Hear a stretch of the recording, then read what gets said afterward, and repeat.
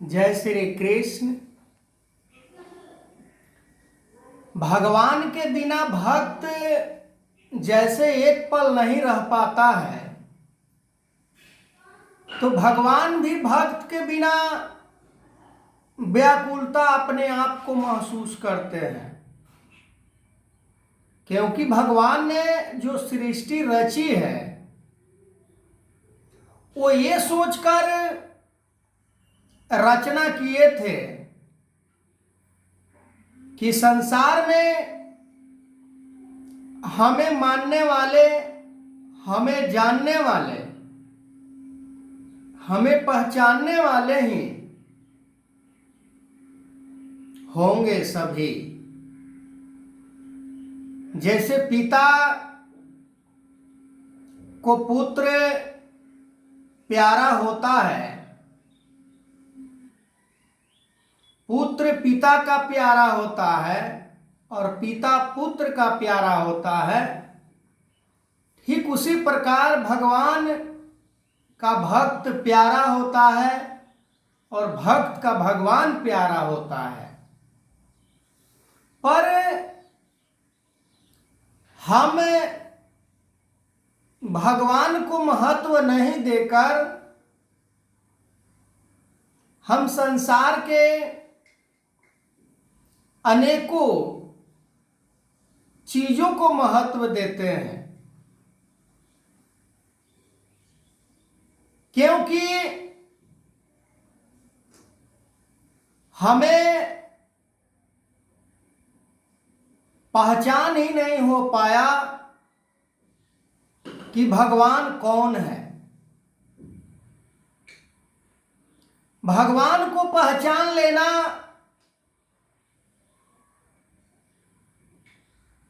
और भगवान को मान लेना ये बड़ा मुश्किल काम है। यदि ये निराकार परमात्मा के बारे में किसी से भी कहा जाए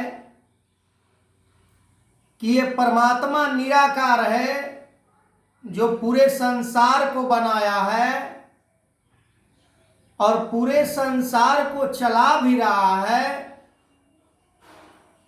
तो उसे विश्वास नहीं होता है कि जो खुद जो निराकार है वो फिर आकार और साकार कैसे बना सकता है। जिसका कोई न रूप है न रंग है, न दृश्य दिखाई देता है,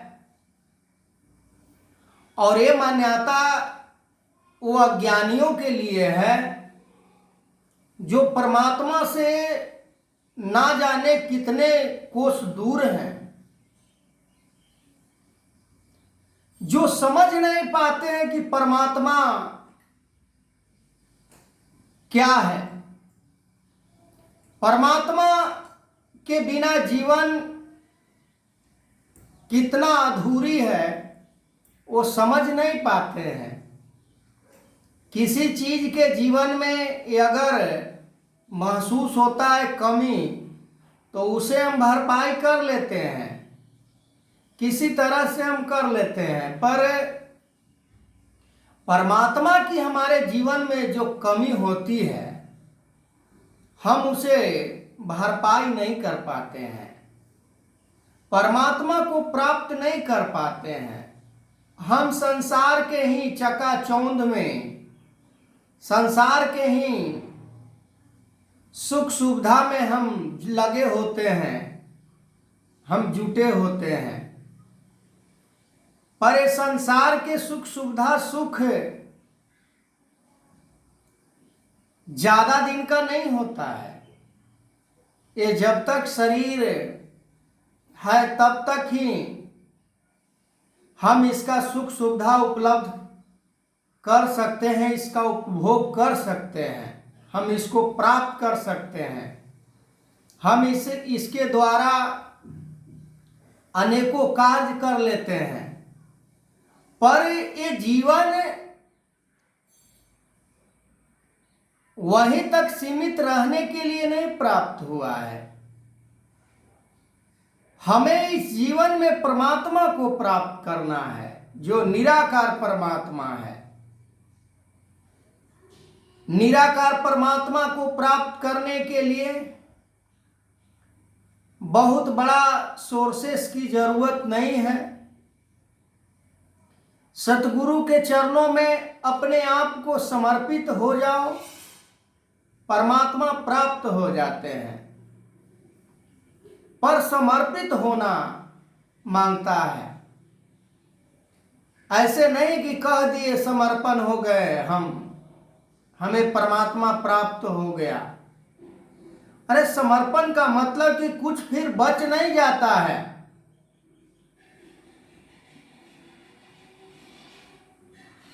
और आज केवल बातों से समर्पण की दुहाई दी जाती है। एक महल बन गया तो दूसरे महल के ऊपर मन बार बार ललचाता है।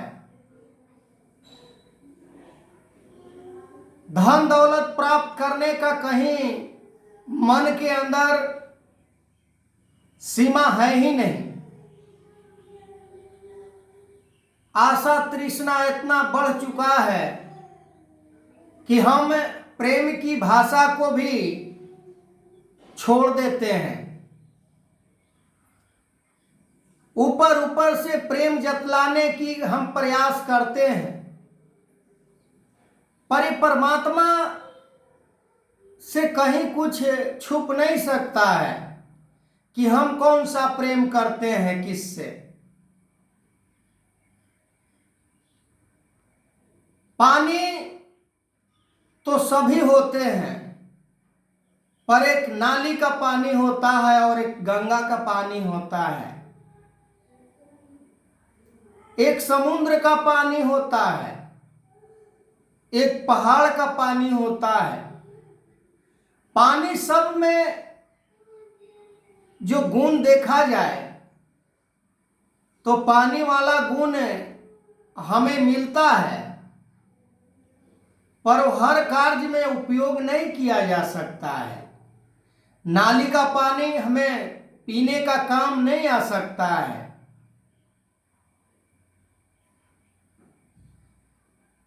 तो हमें परमात्मा को प्राप्त करना है तो हमें गंगा की तरह निर्मल और पवित्र होना पड़ेगा। मन से सतगुरु के चरणों में समर्पण होकर ही भक्ति को हम प्राप्त कर सकते हैं।